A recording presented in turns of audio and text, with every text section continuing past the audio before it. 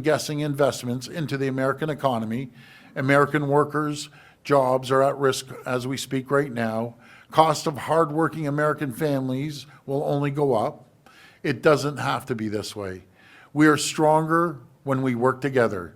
I hope we can get back to working together, creating jobs, growing our economies, lowering costs for families in both countries.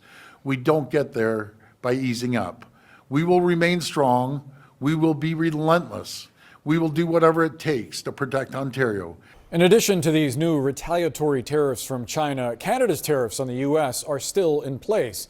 Last week, it put a 25% levy on things like beer, fruit and vegetables, shoes, cosmetics, and more. And today, Ontario starts charging a 25% surcharge on electricity to 3 U.S. states, Minnesota, Michigan, and New York. The tariff war and opposition to President Trump has actually unified Canadians. Listen to these remarks from Mark Carney, who is expected to be Canada's next prime minister. He was just elected to head the Liberal Party yesterday, soon potentially to be sworn in as PM. The Canadian government has rightly retaliated and is rightly retaliating with our own tariffs that will have maximum impact in the United States and minimum impact here in Canada. And my government will keep our tariffs on until the Americans show us respect.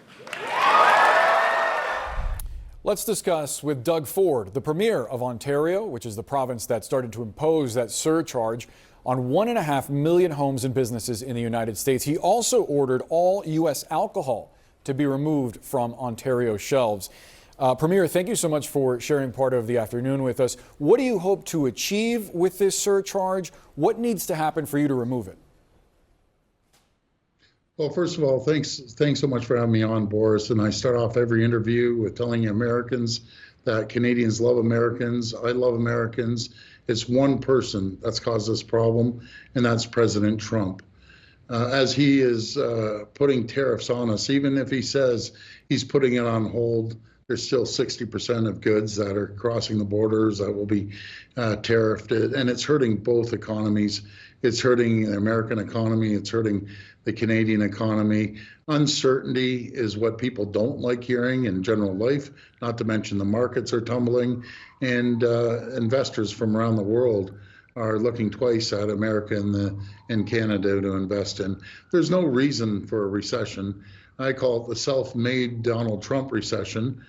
He ran on a mandate to lower prices, to make sure we didn't have inflation, to create more jobs, and it's backfired. So let's sit down at the table and let's start working on a new